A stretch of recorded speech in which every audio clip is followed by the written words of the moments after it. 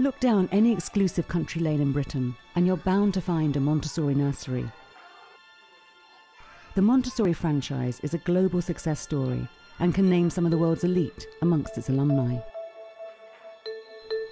But the privileged associations couldn't be further from the vision of its founder, Italy's first female doctor, Maria Montessori.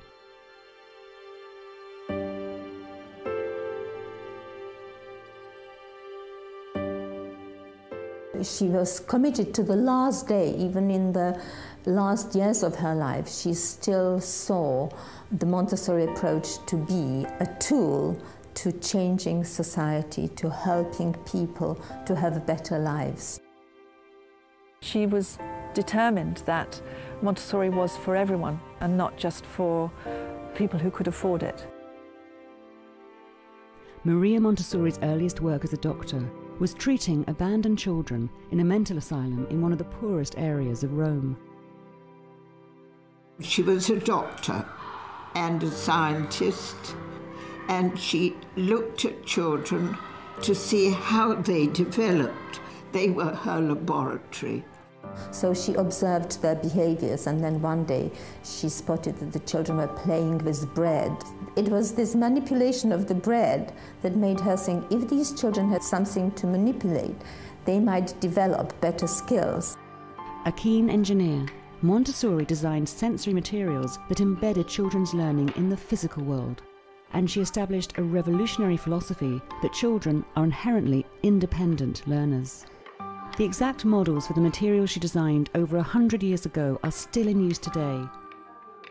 The initial discovery of learning through doing is really key to how the Montessori approach works. In her day, that was very, very revolutionary. Although her method was rigorously scientific, Montessori would go on to become the leader of a worldwide movement steeped in the language of mysticism and spirituality. In her own private life, she was a deeply unconventional and rebellious figure for her time. She never married, abandoned her son to be raised by relatives, and was forced to flee Italy when she came up against the wrath of Mussolini. Mussolini was just not into free thinking, independence, creativity, harmony, peace. Montessori strongly believed that she had found an infallible system that would revolutionize society, enabling the children of the future to be self-reliant, responsible citizens. While Montessorians throughout the world are evangelical about the effectiveness of the method, some educators believe it to be obscure, mystical, or outdated. She was a scientist, she was a visionary. She knew that the world would change. She would appreciate all that we know now from neuroscience about brain development, from the development of sociocultural understandings. I can't think that she herself wouldn't have been influenced by that. So it's a concern to me that some Montessorians and some streams of Montessori are very keen to preserve the original version and to go back to the original text, almost as if it were a sacred scripture. Although integrated into some state schools in America and Europe, Montessori's practical system based on children learning independently and at their own pace would appear to be a difficult method to apply within the pressures of a modern state school system. But in 2005, Gorton Mount Primary in Manchester introduced the Montessori approach to early years and Key Stage 1. Because Montessori herself actually started off in schools with the same socio-economic environment that we're in, it kind of seemed the perfect marriage, really. Now, 5 years on, they're beginning to see some surprising results. It was very, very noticeable that as her confidence increased in her own skills, her behaviour calmed. And this is what we're trying to do with Montessori. We're empowering children to have skills, and the skills will be transferable right through the learning process, right through their lives, really. I mean, my understanding of child development's grown massively, and I feel like what I'm creating for them in the classroom is more effective. It has been a fantastic opportunity to see if it is still as relevant to children as it was in Montessori's day. So what exactly is the Montessori method? Is it an outdated philosophy based on a cult of personality? or a scientific method that could still hold some answers to child development and learning? Four tens, yeah, and maybe we've got those there.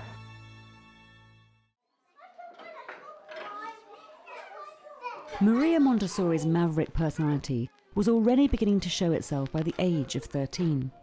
With an extraordinary aptitude for maths and encouraged by her mother, she enrolled as one of the few female students in a mostly boys' technical school with hopes of becoming an engineer.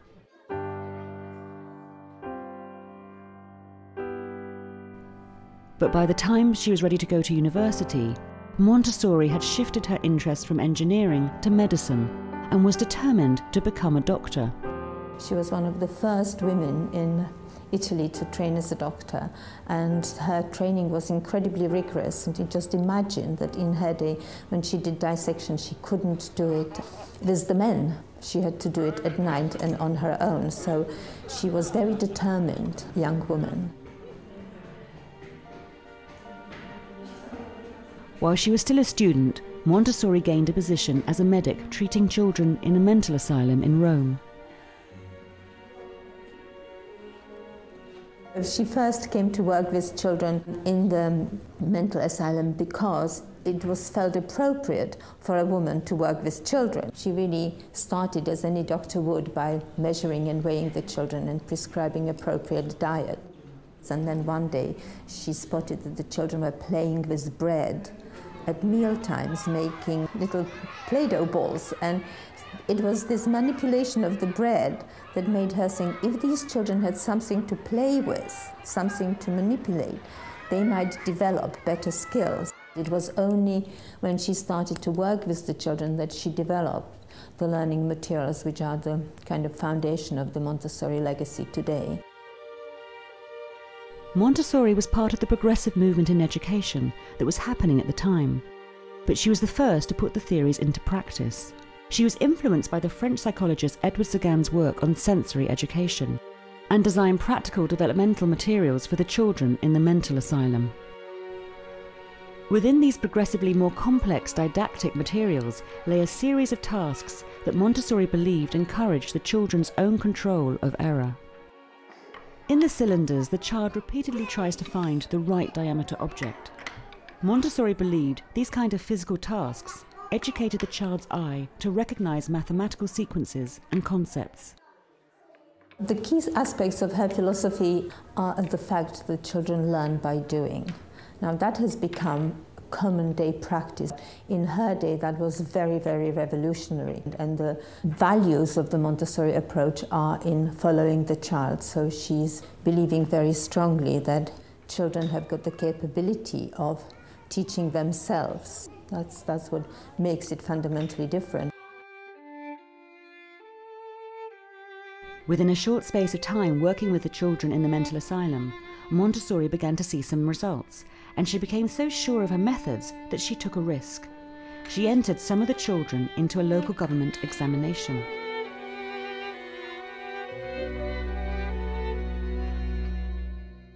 And those children actually achieved very well in those examinations, which prompted her to think, well, if they can do this, what could be achieved with other children if the learning was developmentally appropriate? Montessori was determined to apply her methods with children in mainstream education, and she finally got her wish when she was offered the chance to open a school for local children living in one of the poorer areas of Rome. The first school started on the 6th of January 1907. She made a very famous speech in which she kind of declared that she was hoping that these children will be the future of human beings.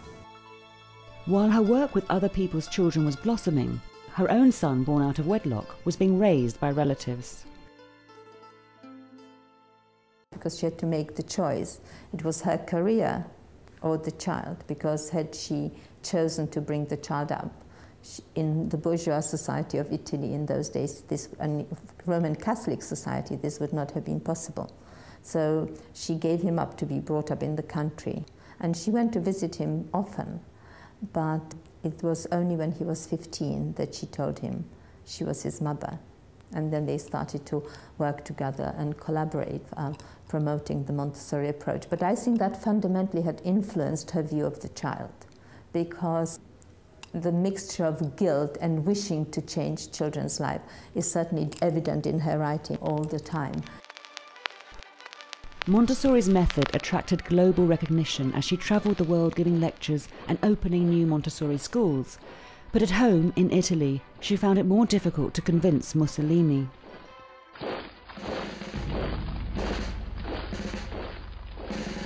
She was doing her practice through 2 world wars, and Mussolini was just not into free thinking, independence, creativity, harmony, peace. I think it pushed a lot of buttons. This idea that she had in her head that children needed to be citizens of the world was something Mussolini was not going to have. He absolutely couldn't stand the idea that children should be anything else but Italian, because the whole fascist view is to promote the very strong national view of life. And it was at that point when he said to her that she couldn't teach about the world, she must only teach about Italy, that the break came really, and she left Italy at that point.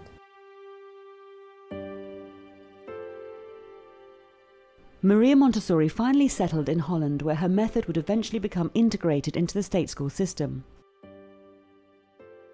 In 1947 she came to London to lecture and helped open the Gatehouse School in the East End.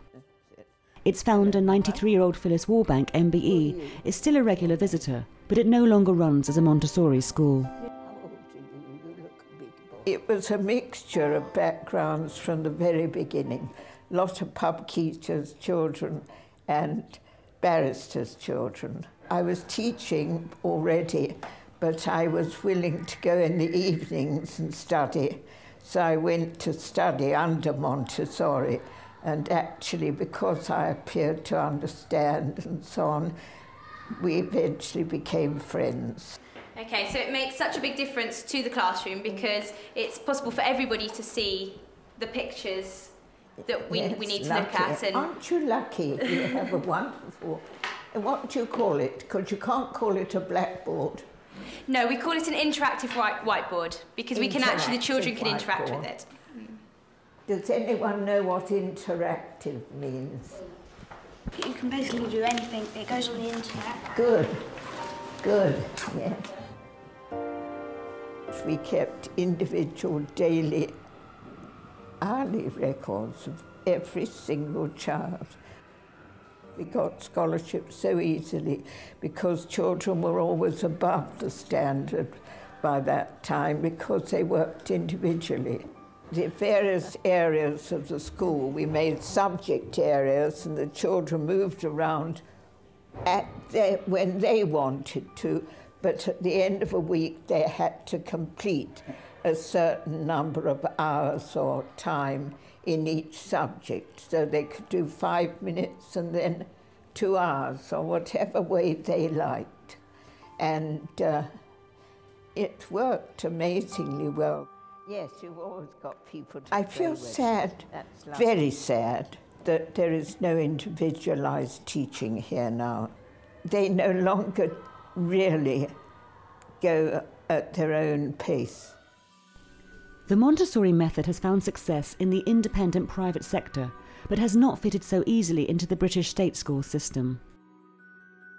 Montessori based her thinking about what needed to be offered to children on her observations of children. And over time what's happened is that the neuroscientists are finding that the things that she focused on, which are the essentials of a human being when they're growing and developing, and the times in which those things are optimally helped, are becoming very well known within the world of neuroscience.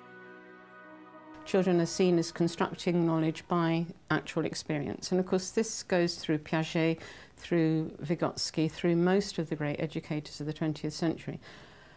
What's controversial is that since Vygotsky's work, the importance of social and collaborative interactions as well as interactions with the environment has been seen. The perceived difference between the way that Dr. Montessori would talk about children and the way we would talk about them now is really a historical one. She'd come from what we'd now call a Victorian background. So it's a concern to me that in some ways that set of teachings may be stuck in a pre-modern period in which the knowledge that we have now is really excluded. You know, the phrase solitary scientist is used, and I think that very much characterises Montessori in the books and in what I've seen in classrooms. That the equipment is there, that the child shows an interest, selects the equipment, works with it to their own satisfaction, completes it and puts it away, and there is no need for social interaction. I think that's controversial, and I think that's where actually those two hypothetical teachers, the mainstream and the Montessori one, would disagree. One of the things that Montessori still has to offer to society in the 21st century is that we give freedom with responsibility. The responsibility is always there, tailored to the age or abilities of the child. We don't have set periods for lessons. We have achievements that the children need to do each week, and we have usually mixed ages in our classes. So there is a lot of peer learning that's going on all the time in the classes. You know, you might have a 3-year-old and a 5.5 or 6-year-old in the class. You might have a 6-year-old and a 9-year-old in the same class. And so all the time they're learning from each other. The Montessorian ideal, which would be any early educator's ideal, would be that you didn't push children forward, that you let the child's interest drive the learning. And I think the age grouping and what we have in the national curriculum, what you should be able to do at the age of 5 and what you should be able to do in year 5 would certainly not fit with Montessori's ideas. In Holland, the Montessori method is embedded all the way through to secondary level in some parts of the state school system, while in Britain, Montessori is only now beginning to widen its association beyond the private sector. There's a huge level of misunderstanding about Montessori. People think that we are a sect. They also believe that it is education for rich kids. Britain has got such a strong ethos of private education, and we had no funding for preschool education until 1998 or 99. I mean, you know, early years are a relatively new addition to the educational system. So in Britain, inevitably, Montessori could only develop in the private sector, whereas I think that there's a very strong sense of social justice in Holland. What hasn't happened, apart from, say, Holland and the States, is that it's got embedded into the state systems so much. But I think that we're now in a situation where that seems to be happening more and more. Gorton Mount Primary in Manchester has managed to absorb the Montessori approach within the expectations of the national curriculum. 2, 9 or 16, which is the next smallest. We test from 5 in preparation basically for the SATs. So we do have to offer them and give them that experience of doing it in that way as well as the Montessori way. So it's a blend. Walk in, Rebecca. Remember how I showed you this morning, Rebecca? Look at me. Do you remember how I showed you how we choose our own work from the shelves? Okay? When we first had contact with the Montessori organisation, quite a lot of people came to visit and to see if it was going to work, because this was such a different departure for them.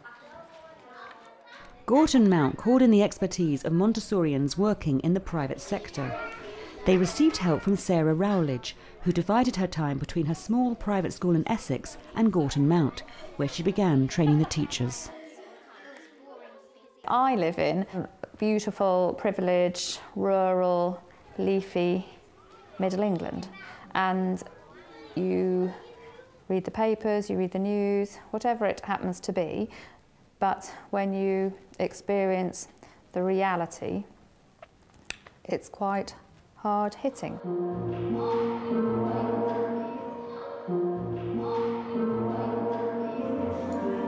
I think in terms of us working with the Montessori community, that was quite a cultural clash, just because our needs as a school and the needs of our pupil cohort and our parents and carers were so different from that of the rest of the Montessori community.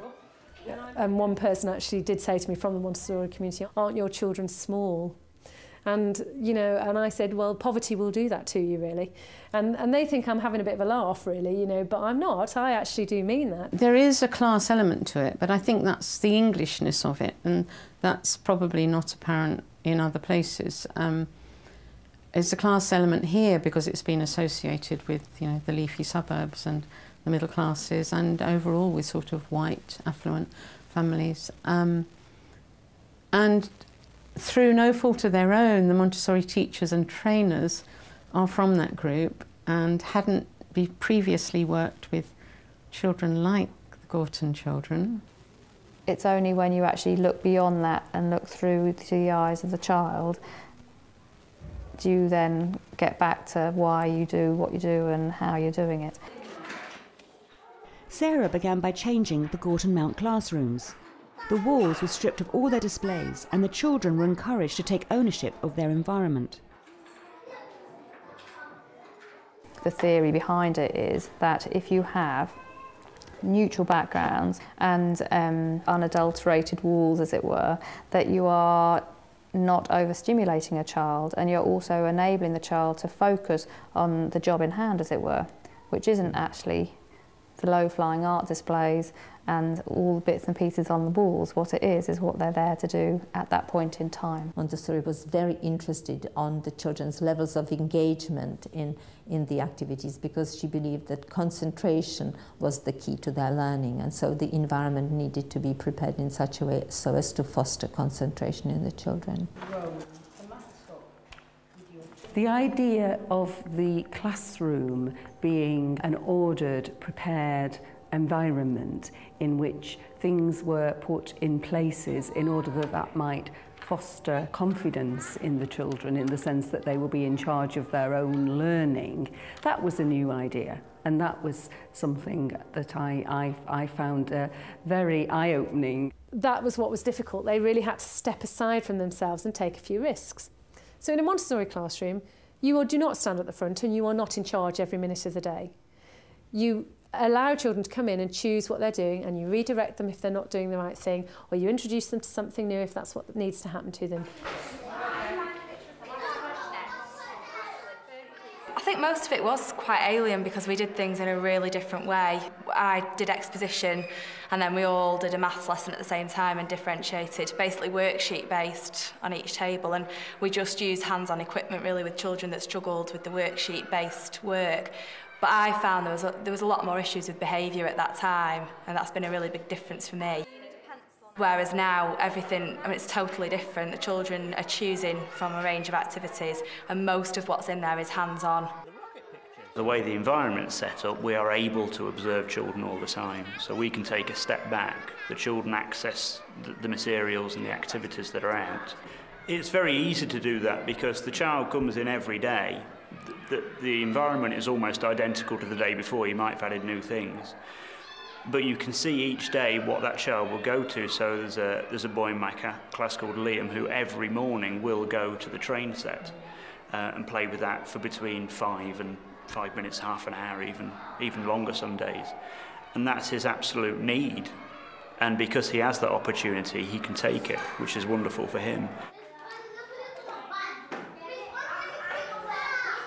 Children in a Montessori environment have uninterrupted access to their materials and their work for 3 hours, and that definitely goes against the grain. If they're not engaging with maths or literacy, I have to be aware of that and I have to do something about it. I feel it's my job in a state school and take action. But something that's different is if a child is ever working on something and engaged, I will never force them to leave that activity, because they're busy doing it and they're learning something from it. It might not be something that I, understand, or I might not recognise it, but if the child's engaged and focusing and concentrating, they are learning something from that activity.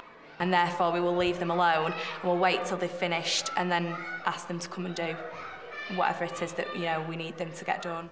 Mainstream educators' idea of achievement is not of completing a set task, but of completing an activity in as many ways as you possibly can. And I think, that's where there is a real ideological and logical clash between Montessorian and mainstream educators. That the Montessori materials, because they're self-correcting, mean that, of course, if If you've managed to get 9 of the cylinders into 9 of the holes, the last cylinder will go into the last hole and it's done. Mainstream educators don't want things that are just done. It's an approach which looks for divergent forms of intelligence rather than convergent. And the reason for that, of course, is that we believe that we're bringing up children to live in a society which we can't even imagine. And that whereas 100 years ago what children needed to do was to learn what adults already knew before them, we now have to prepare children for totally unforeseeable circumstances. So showing them how to do something where we know the answer is not the answer. We try to educate children now so that they can find answers to questions that we haven't even thought of yet. I think it's made my teachers better teachers. I think it's made them think more about children at the centre of things. I would also say that it has allowed children to be more talkative, to raise questions and to be more interested in what they're learning. What the Goat Mound experiment has shown us that the predictability and the order within the learning environment is in fact the key. And so it has empowered the children to feel that they are in control. And I think that as a gift for their future, it hopefully will also give them the belief that they can achieve things for themselves, that it is within their power to some extent to change their lives. I think that Montessori would like to see it back in its roots, and I think she'd like the fact that children from poor backgrounds were still getting the opportunity to do well in education, really. And that is what it's all about, isn't it?